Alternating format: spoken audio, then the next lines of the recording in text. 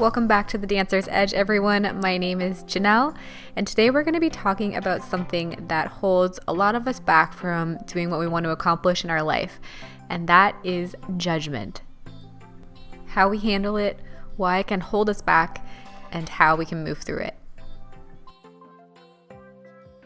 So first of all, if you can tell that I'm talking really quietly, it's because I am. It's really late and I have a sleeping toddler really close to me, so I'm trying to get this up for our Friday episode, and that's why I'm talking a little bit quieter, so my apologies if you have to turn it up a little bit. Okay, let's jump right in. This is a topic I really wanted to touch on here in January as we are talking about setting up our goals. I feel like so many times we are held back, not necessarily from something like a time constraint, but because of fear of judgment from others. It's something I've been thinking a lot about lately and focusing some energy on exploring. It's something that I've recognized in my own life and something that I see a lot in the day-to-day working with teens and kids, especially as we all try to navigate how we fit into the world. And what I wanted to say when I got on here was, if there's something that you want to do in your life, something that you want to accomplish, then you've got to try. If you don't do it or you hold yourself back from doing it to the best that you could do it because you're worried or scared of what other people are going to think or what other people are going to say, you're going to look back on those moments and wish that you had tried. Letting someone else dictate your life in the form of judgment is a recipe for unhappiness because you're not in control. There are tons of people who will give you their opinions and their judgments, whether maybe sometimes you want them or not.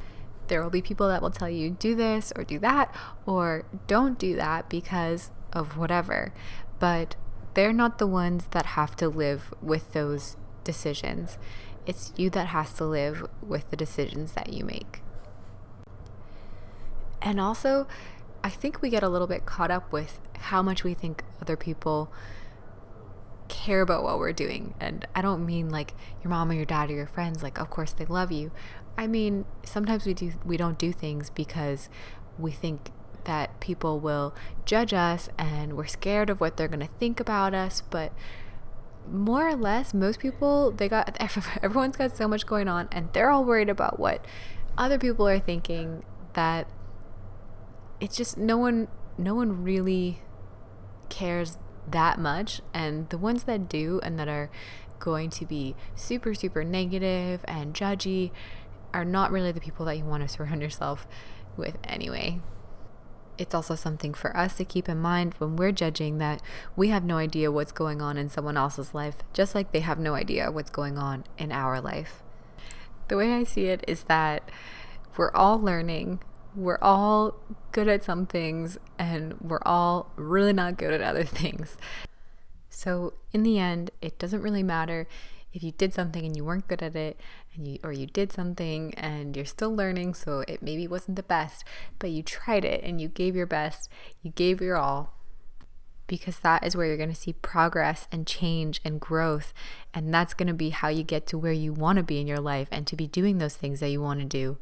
So instead of being held back by fear of what other people are going to think that you're not good enough, they're not good at other things too. Get to the place where you can look at the things you're doing and look at your life and you can care so much, but at the same time not care at all.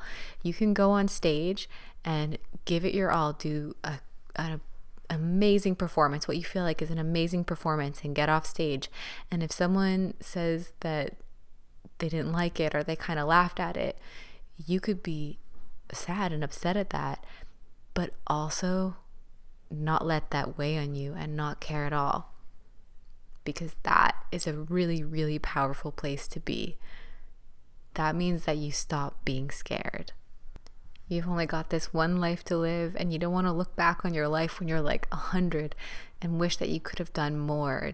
That's probably one of my biggest fears is, when I'm on my way to the next phase, is to look back on my life and realize that I didn't live to my fullest potential. So you've only got one life. Do the things you want to do and really live to your fullest potential. Live it for yourself instead of living it for someone else. And that's it for today's episode. Make sure you're subscribed and leave us a review in iTunes so that other people can find this podcast, and definitely share it with all of your friends, anyone that you think could benefit from this, and happy dancing.